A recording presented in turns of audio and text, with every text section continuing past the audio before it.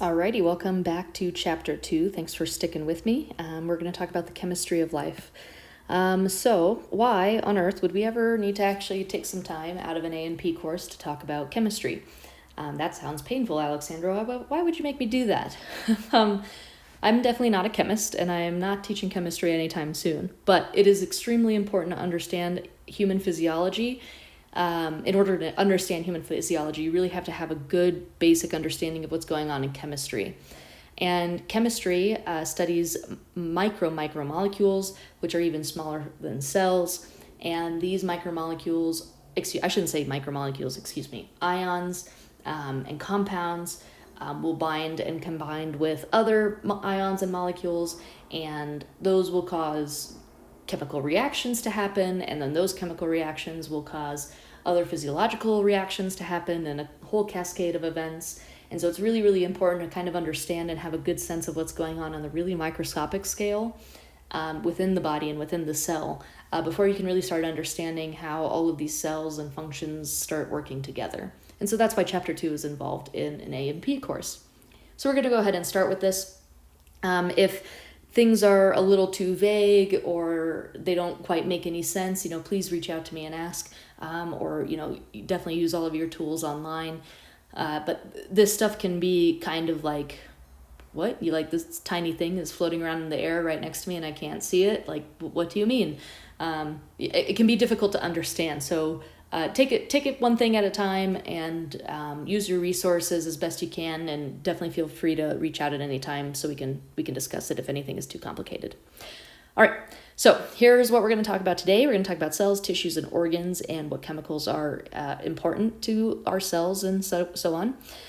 Different types of chemical reactions that are important, and then what's the whole point of chemistry, and what do we consider chemistry? What do we consider the study of elements to be, and what should we know? So let's start with atomic structure.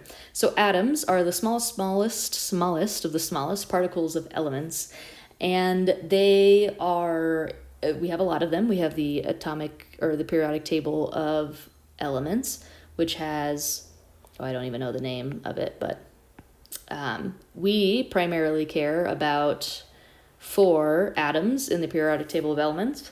And I don't know why I drew this line over here because it really should go over here. And those 4 are right here. And one of them is up here as H. And then, and that's actually not even over there. It's like here, H. NCO, I think is the order it goes. Or maybe it's C. Oh, no, it's definitely C and then N and then O. See, so I mean, like this stuff, like even though no matter how many times I talk about it, I still don't know the order on the periodic table. But anyway, we care about these 4 atoms because they're the most dominant ones in the human body. And any atom on the periodic table of elements are all going to have a nucleus, and the nucleus is going to have protons, which are positively charged, neutrons, which are neutrally charged, and then electrons, which are orbiting around the nucleus, which are negatively charged. And all of these differences in charges and the way these atoms are able to talk to other atoms or have relationships with other atoms is how we are able to even start a cascade of chemical reactions. So let's do some definitional terms here first. What is an element, compound, and an isotope? So an element is where atoms have the same number of protons and electrons. So we'll have the periodic table of elements, where they are all going to have some sort of consistent mechanism of being organized in that particular table. They might be increasing in atomic radius. They might be increasing in the number of protons and neutrons in the nucleus, or the number of electrons in the outside orbit. A compound is where we have 2 or more elements. So if we're putting 2 different types of elements together, like sodium and chloride, then we would have a compound. Then we have isotopes, and isotopes are where we have an atom that comes in a couple different flavors, but it's still that same atom. This is really common with carbon. So sometimes carbon has 12 total protons and neutrons. Sometimes it has 11, sometimes it has 13, sometimes it even has 14. And all of these are considered isotopes of carbon, even though this is the primary version of carbon that we tend to see in our environment. But we still want to talk about the other types of carbon atoms in the environment, and we call those isotopes. So the periodic table of elements, like I mentioned, are going to be arranging elements by increasing atomic number. So we start from 1, we go all the way down to, 1, then 2, then 8, and so on. And like I said, I don't even remember the ends. I think it's up to like 100 and change. I'm not even sure. Okay, what do you mean orbit? What's an orbit? So just like Saturn has rings around its planet, same kind of idea with electrons orbiting around a nucleus of an atom. So an orbital is where these electrons might be found. So we might have a nucleus, and then the nucleus is going to be densely packed with protons and neutrons, and then surrounding that nucleus, we're going to have shells of orbitals. Orbitals or shells, you can call them either way, and roaming around that shell are going to be electrons, and I'm just going to draw them as tiny little dots. And those electrons at any given time might be on any part of that shell. Now we can have one shell, we can have 2 shells, we can have all the way up to 4 or 5 shells, many shells. And as we increase the number of shells we have, we are changing energy levels, because we are changing the energy levels, 1, and 2, we are changing the number of electrons that are able to be held on each of those shells.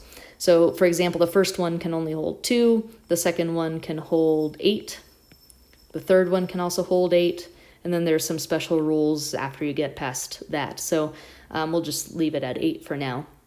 But imagine trying to be this tiny little electron, and you're trying to upgrade to this shell or downgrade to this shell, however way you want to look at it, right? You're going to have to perform some sort of energy. Some sort of energy is either going to have to be released or absorbed in order for you to physically move from one shell that's already happy with 2 electrons to another shell that's happy with 8 electrons, or maybe has 7 electrons and really wants its 8th electron. So anyway, we call these energy levels as you change from maybe n of 1 to n of 3. Bonding and energy continued. We have 3 different types of bonds that we really care about in human biology, and that's like ionic, covalent, and hydrogen bonds. So ionic bonds are one of the strongest bonds, so really strong.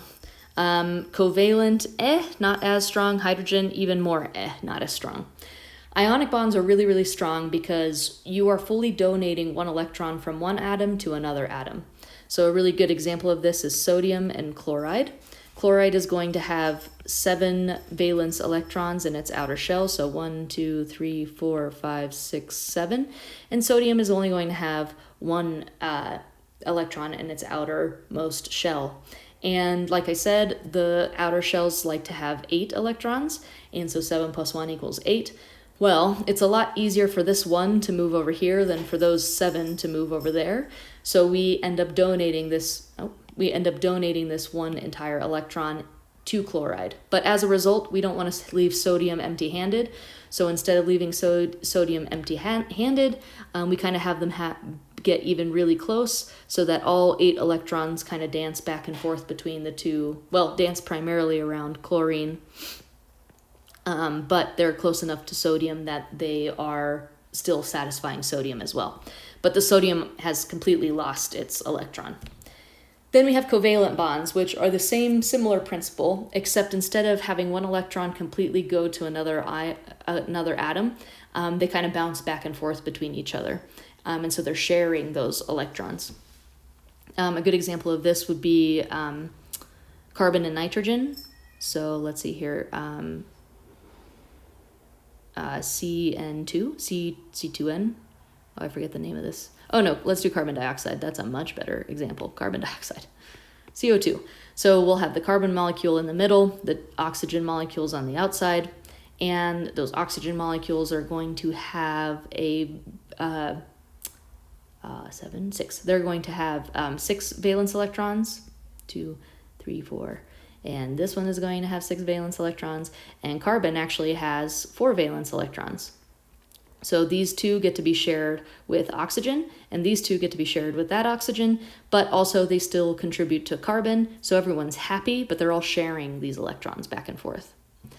Then we have hydrogen bonds, and hydrogen bonds are the weakest out of the three types of bonds, but they're super, super important because they help us be able to add and remove hydrogen protons as necessary. So they're really weak, and they're most important when we're talking about water. So H2O. So oxygen is kind of like this, and then hydrogen is kind of hanging out next to it. Same thing, oxygen is going to have 6 valence electrons. It's going to want to kind of get that hydrogen electron, that single hydrogen electron, really, really close to it, but not quite bonded to it, which makes it really, really easy for this bond to break or for this bond to break. But we still like water. Water still likes its 2 hydrogen protons, but it's not super good at holding on to them because hydrogen itself is really, really small, and it's not really meant to hold on to anything for a really long period of time. Okay, I guess I didn't really talk to hydrogen whenever hydrogen was first made, so maybe I don't know that for sure, but that's just how I like to think about hydrogen. Then we have other concepts that we have to understand in chemistry, and that's electron donors and electron acceptors and electron carriers. So what we were talking about here was electron donating, right? Where sodium was giving its electron to chlorine. And what we were talking about here was electron sharing, right? And as we donate electrons to chlorine, chlorine is also accepting electrons, right? Then we also have carriers. And these are proteins typically that don't need the electron themselves, but they're really good at picking it up and putting it down somewhere else. And this is super, super important in a lot of really important chemical processes in the cell, one of which is to produce a high energy molecule called ATP, which we'll talk about at the end of this chapter. But we need to have these carriers so that we can move electrons as necessary, and moving electrons helps move other systems and gets the ball rolling. Okay, whenever we make these bonds, either ionic, covalent, or hydrogen, regardless of how strong they are, they're still going to contain some amount of energy. So forming them will mandate putting in some sort of energy, and breaking them usually means that we're releasing some sort of energy. And so that concept is very important to understand as we move forward. So here's some pictures. Oh, look, they also use sodium and chloride. So here we have that sodium ion. First electron shell has those 2 electrons. The second one has those 8. But that last one, that third one, has 1 lonely electron that really wants to bind with chlorine's also one lonely electron over here.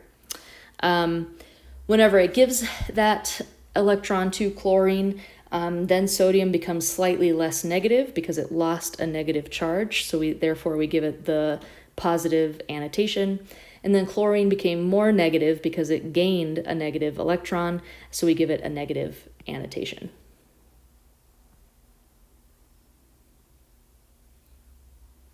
This is an example of that hydrogen bonding.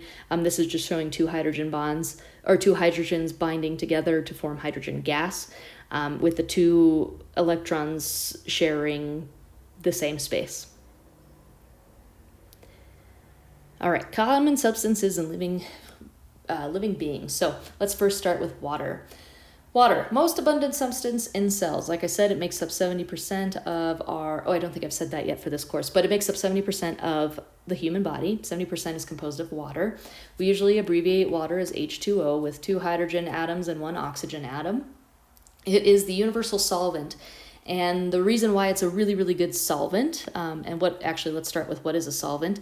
A solvent is something that solutes can separate into. So think of salt, dumping salt into pure water, shaking it up a little bit. You no longer have those salt crystals anymore, right? You just have really, really salty water, and hopefully no one takes a drink of it. So those salt crystals are solutes, and water was the solvent, and it was a really good solvent. It was really good at breaking apart all of those salt crystals and dissolving them. Water is a really good solvent because it's really polar. And it being really, what does polar mean? Polar means that there's a difference in charge across the molecule. And having a difference in charge across the molecule makes it really versatile in the things that it can do. So it can do things on its negative side, and it can do things on its positive side. It's also really good at transporting materials. So as things are moving around the body, we need to have some sort of mechanism to carry those things around the body without ruining the substances in the meantime. And so water is really good at actually not really interacting directly with most of the nutrients, but still being able to carry them really long distances. And then also it's protective of body structures, just by being there, A. B, it also helps separate it from other body structures. And C, it also will carry away heat and dissipate heat from hard-working organs and structures. Carbon dioxide, or abbreviated CO2, one carbon molecule, two oxygen molecules. This is an important molecule because we will talk about this molecule a lot. It's a waste product of cellular respiration. Cellular respiration is the process where a cell takes in oxygen and glucose and transforms that into energy. As a byproduct of that, though, we produce a lot of carbon dioxide, and that carbon dioxide can be really toxic to cells and tissues, so we have to get rid of it, so we breathe it out. But it's considered a waste product. It's also used in photosynthesis to also produce energy sources. Must be removed quickly from cells, and I just mentioned why. And carbon in molecules comes from carbon dioxide gas. We still need to use carbon dioxide to create other molecules, so we can rearrange this formula to borrow and move carbon and oxygen molecules around. But this is one of our primary sources of carbon in the human body anyway. So remember how I started at the beginning with needing these four elements. Carbon is super important. How do we get it? Carbon dioxide. Okay, then we have molecular oxygen. This is usually a gas. Oxygen doesn't like being by itself. It'd rather hang out with another oxygen molecule so that its outer electron shells are happy. So two oxygen molecules being put together. It's a covalent bond with the two of them being put together. We need oxygen to survive, and it's very necessary, and that survival means converting food into ATP. We'll talk about what ATP is, but this is an energy source, super important. O2 is not the most abundant gas in our atmosphere. That might not be what you initially thought it was, which totally makes sense, right? Like, we need oxygen. We've been surviving on the planet for a while. Probably makes sense that oxygen has been floating around in the air. But actually, oxygen is not the most abundant ion in the air. It's actually nitrogen. And nitrogen we can't do too much with from the air. So this is also part of why environmentalists are very worried about climate change, because this oxygen wants to bind to other things in the air too, and it might not be able to get to your lungs, which means there might be a little less of it around for you to be able to actually do anything with and convert it into energy. Anyway, O2 is important. Next is ammonia. This is abbreviated NH4, so 4 hydrogen molecules with 1 nitrogen molecule. This is a really important product because it is a result of a really important process that we'll talk about when you get to the urinary system. But it's common in many different systems. One of those being breaking down amino acids, or amino acids are the building blocks of proteins. And if you have a buildup of ammonia, then you have a really, really, it smells really bad, but B, it's also super, super toxic to the cells, and you want to get rid of it as best as possible. So you don't want to be producing too much ammonia, but you do produce some of it in some natural amount of it. If you're overproducing it, though, then there's a concern that you're breaking down too many amino acids, which means you're breaking down too many of your proteins, which means you'll end up with some sort of protein deficiency, and that can lead to a whole slew of problems. Amino acids are also going to contain nitrogen. Nitrogen is one of the backbone ions of an amino acid, which we'll talk about when we get to proteins here in a second. Like I said, we can't really do much with nitrogen, but this is like the one thing that we absolutely need nitrogen for, is for proteins. So you don't want to lose it in ammonia. In the liver, we'll convert it to urea, and urea is what makes urine yellow. Human urine anyway, yellow. And urea is a safe way for ammonia to travel through the urinary tract, and so that's why we convert it into urea. Mineral salts, this could be anything from sodium, calcium, boron, potassium. Potassium is an important salt. And these are all really small ions. Oh, look, they're listed here. I'm sorry. I was trying to shoot off the hip. That's great. Okay, so calcium. Calcium has, it's usually abbreviated like this, capital C, lowercase a, with a 2+ positive charge. Super, super important in muscle contraction, and also really important in the development of bones, and reducing the breakdown of bones. So that's what we mean by strong bones. Phosphate is super important. Phosphate groups usually are a PO4 minus group. So phosphate is a phosphorus plus 4 oxygen molecules, and it has a negative charge. Phosphate is really important in the production of ATP, which again is that energy source that we'll talk about. Other important ions are sodium. Sodium is Na2+, 2+ charge. Potassium is also super important, K+ charge. And chloride, capital C, lowercase l, 1- charge. Also necessary for muscle contraction, all also necessary for the nervous system, in order for the nervous system to be able to talk to the nervous system and other organ systems. And we'll talk in heavy detail about how those 3 ions are super important for all of those mechanisms. All right, so what are the 4 macromolecules of life? Macromolecules of life. Wow, you're jumping around, Alexandra, a lot. I feel like I really didn't learn anything about chemistry yet. This is honestly the max of what you really need to know as far as like physical chemistry. Now we're going to talk about biochemistry. And biochemistry really focuses on glycolysis, and glycolysis is the breakdown of glucose, and glucose is considered a carbohydrate. So the next couple slides are going to be talking about the different macromolecules and why they're really important and what we use them for. And we have 4 of them. Carbohydrates is 1, lipids, nucleic acids, and protein. So these are all really important for normal homeostasis in the human body. Let's start with carbohydrates. Carbohydrates usually come in a 1 to 2 to 1 ratio of carbon to hydrogen to oxygen. So you might see like carbon 6, hydrogen times 2, or hydrogen 2 times 6 with 12 hydrogens, and oxygen is also going to have 6. There's all different sorts of forms of this, but this is standard glucose, which is a type of carbohydrate. You'll have different types of carbon rings for carbohydrates. You might have 5-membered rings or 6 carbon rings, and those are going to be some of the smallest carbohydrates that we'll work with. We have names for these really small molecules. 6 carbon rings, which is an example of glucose here. Glucose and fructose. Fructose just has a switch of where an OH molecule is. 5 carbon rings are called deoxyribose and ribose because they have lost an oxygen. And the functions of carbohydrates are energy storage and cell structure. So let's start with energy storage.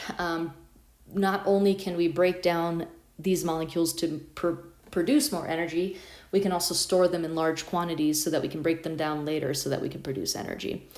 They also help with cell structure, the fluidity of a plasma membrane, which we'll talk about the plasma membrane here in an upcoming chapter.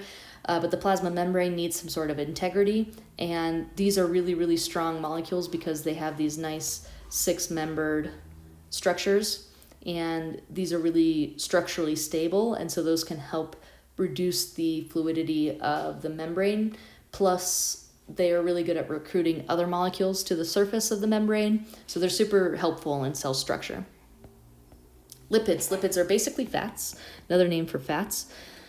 And lipids have a lot of interesting characteristics. Number 1, they're insoluble in water. If you don't believe me, go and take some oil, mix it with some water, shake it up, and see what happens. Usually the oil will separate itself from the water, or maybe you'll have tiny oil droplets, but you won't completely dissolve the oil in the water. So it's very hydrophobic. It is water-fearing. water, oh, water, fearing. 95% of the lipids in your body are called triglycerides. So triacylglycerides, excuse me.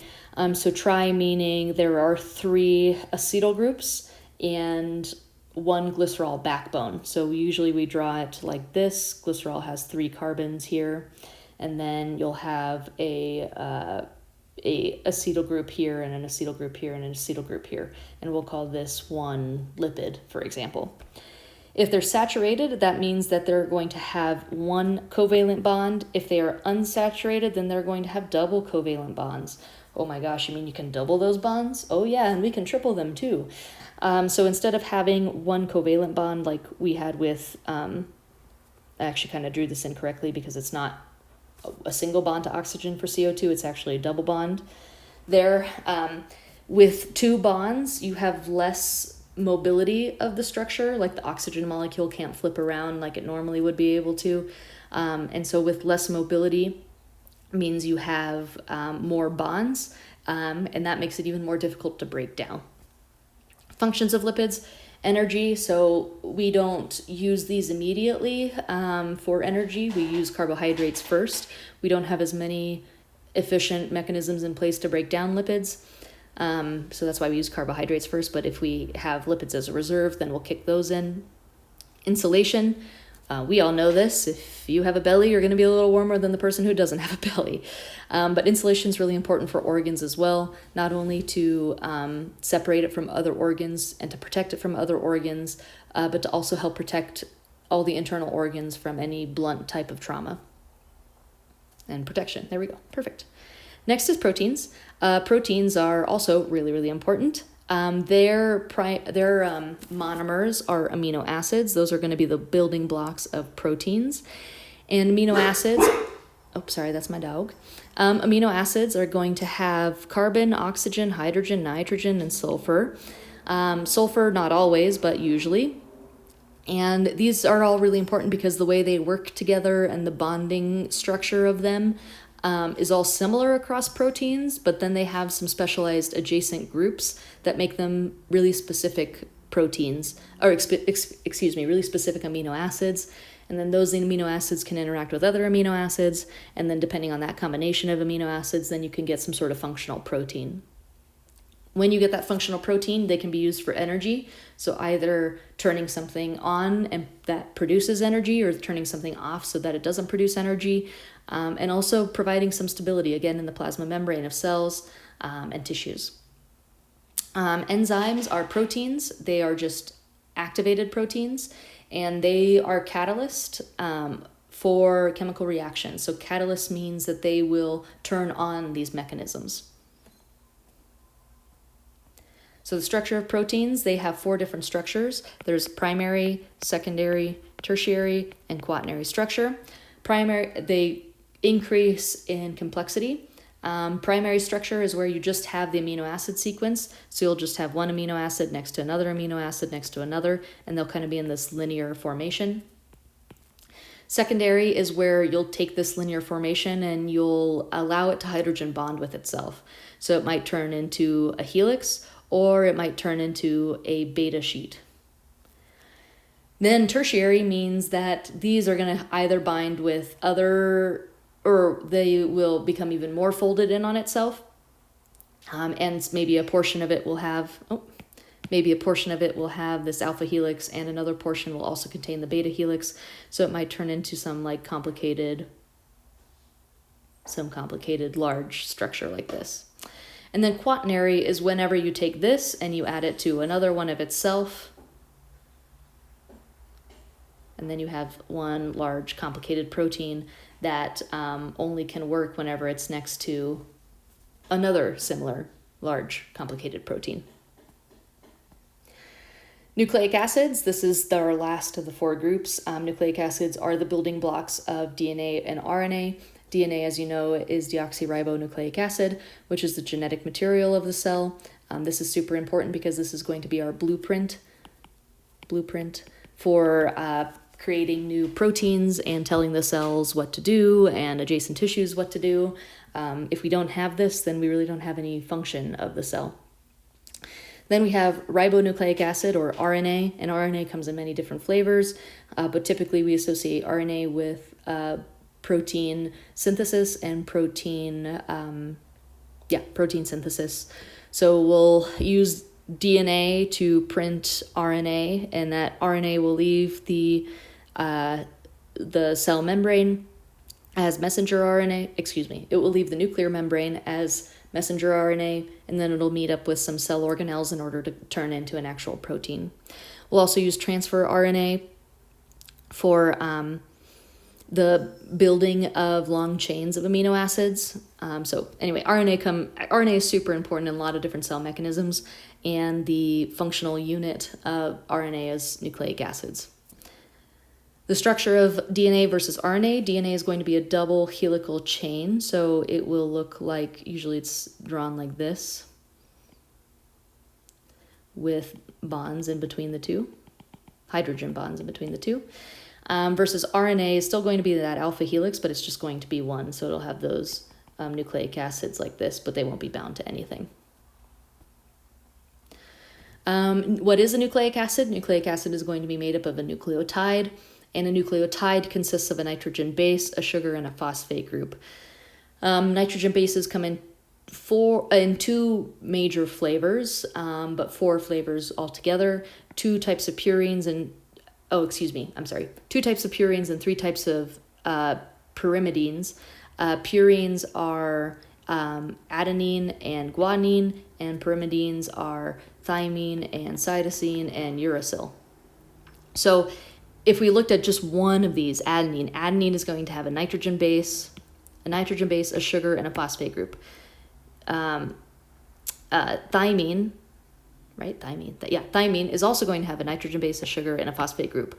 But the difference between adenine and thymine is the number of bonds that they have and the structural orientation within that nucleic acid. All right, then we have ATP. You've been talking about ATP. Alexandra, tell me more about that. So adenosine triphosphate.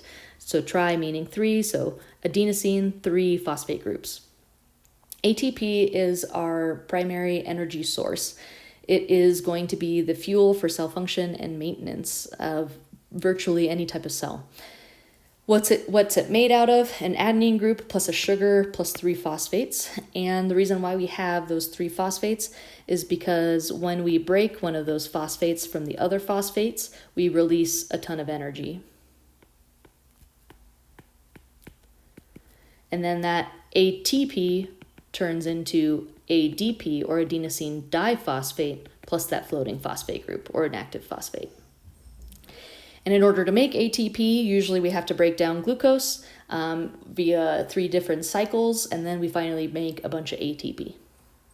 So this is why you eat, so you can have glucose so that you can make more energy so that you can eat again and again and again and again. Okay. Movement of materials into and out of cells. So this, again, now we're moving kind of away from chemistry, and now we're moving, again, more into biochemistry and cell biology. So now we need to pay attention to how, once we have all of these ions, how do we actually move them from one cell to another so that we can communicate with other cells what's going on. So here we're going to go through some terminology. The plasma membrane of a cell is going to be selectively permeable. So what does permeable mean? Well, that means that things are going to be allowed to enter and exit, but it's very selective. So only certain things are going to be allowed to enter and exit, and only maybe potentially at certain times are they going to be allowed to enter and exit, which is super important for being able to regulate an actual cell. But water is special. Water can go at any time and just diffuse just as easily. So starting with diffusion is the simplest form of moving things across a plasma membrane. Usually things are moving from a high concentration to a low concentration. This is just because the pressure of the high concentration pressure is much higher than the low concentration pressure is much lower, and so it's much easier for it to flow from a high to a low concentration. However, pay attention, this does not require any energy whatsoever. This is just happening on its own based off pressure gradients. The way to initiate more diffusion happening, you can increase the temperature, which means the molecules are going to bump up against each other a little bit more, which means that they're a little bit more likely to create a little bit more pressure, and so then you'll have more diffusion occurring. And a classic example of diffusion in the human body is the exchange of O2 gas with CO2 gas, and this happens at a very thin layer within the lungs, which we'll talk about when we get to the respiratory system. Osmosis is specifically the movement of water through a plasma membrane. The plasma membrane has to be somewhat permeable to probably not only water, it'll probably be permeable to something else as well. But again, things are moving from a high concentration to a low concentration. Let's talk a little bit about what happens when we compare one cell to a cell that's right next to it. Let's talk about what's happening when we have one cell in some sort of environment. That cell might have a lot of water and the outside environment might have a little water, so the water is going to want to move from here to over here. The inverse can also be true. If the environment has a lot of water, the cell has a little water, then water is going to want to come into the cell. And the middle is also true. So if the cell has the same amount of water on the inside as the environment, then water's probably not going to move back and forth, right? We are always going to want to move from a high concentration to a low concentration. But like I mentioned at the beginning of this chapter, water is the best solvent, and it is very good at dissolving things and breaking them down, one of which is salts. And when it breaks down salts, it's going to carry salts with it, but it's a semi-permeable membrane, which means that only water might be able to pass through, but the salts might not be able to pass through. So if we have this exchange of water back and forth, the salts won't be able to travel with the water, they will remain. And if we have an imbalance of too much salt than water, then bad things might happen to the cell, or maybe that's something that we do want in the cell. But we need to have a mechanism to be able to explain what the environment is like when this exchange of fluid is happening. So let's say we have an isotonic solution. We'll start with the simplest one. Iso means the same or no change, and we're talking about the tonicity. So like the tone, so you can think of this as like muscular tone, like how well defined is the plasma membrane of the cell going to be. So an isotonic solution is this scenario right here, where even though water is moving back and forth, the salts on either side of the plasma membrane are staying the same. So the solute to solvent concentration on either side of the plasma membrane is the same. Now, if we talk about a hypotonic versus a hypertonic solution, here we are talking about, salt concentration inside the cell is higher than outside the cell. Okay, if we're talking about a hypotonic solution, we could be talking about either the water inside the cell or the water outside the cell. So you just have to be specific about which one you're referring to. But if we have a hypotonic solution, which I'll draw down here, the hypotonic solution means that, let's say the hypotonic solution outside of the cell is lower. That means we have less water in the outside environment, so less water in the outside environment, but then that likely means we have a high salt concentration in the outside environment compared to the inside of the cell. We can also say that the inside of the cell has a hypotonic solution. So if the inside of the cell is hypotonic, that means it's going to have a high salt concentration and a low water concentration as compared to the environment. The inverse is also true. We can say something has a hypertonic solution, which means that it has more of that salt concentration in that environment than it does water, or than it does the adjacent environment that we're comparing it to. So here's some pictures of what's going on. So osmosis, so if we take a selectively permeable membrane with some salt in it, and we want to see how much of that salt moves across that how much of that water is going to move past that selectively permeable membrane. So we put the salt in the beaker, and then we watch as water decides to travel past the semi-permeable membrane to help dilute that salt so that this formerly hypertonic solution becomes hypotonic or more hypotonic, but this looks like it's pretty isotonic in this picture and here in the middle.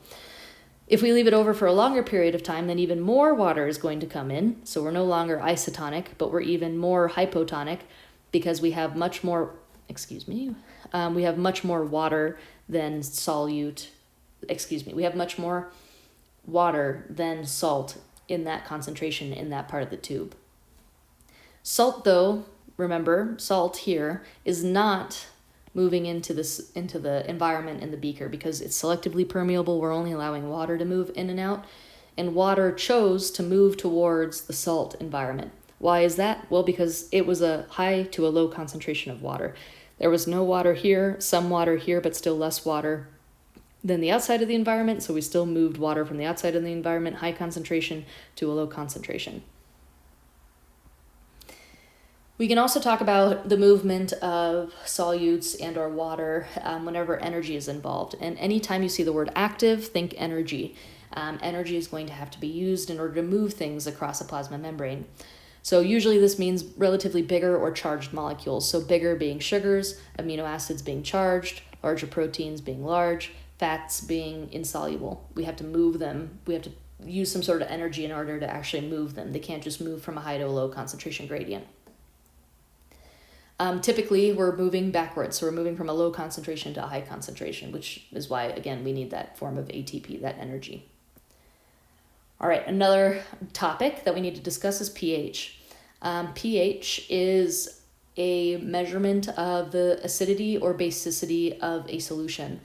And the way we judge if something is acidic or basic is by the amount of hydrogen ions that are in that solution. So if we have a high hydrogen ion concentration, then we are going to be very acidic. And if we have a low hydrogen ion concentration, we are going to be less acidic. Usually if we have a low hydrogen ion concentration, then that means we are going to have a high anion concentration, which means we're going to be extremely basic. And then the opposite is also going to be true here. If we have a really high proton concentration, then we'll have a really low anion concentration, which means we are going to be less basic. So the balance of these hydrogen protons and these hydride anions is what determines this pH. And pH can range from 0 all the way to 14, with 14 being super basic and 0 being super acidic.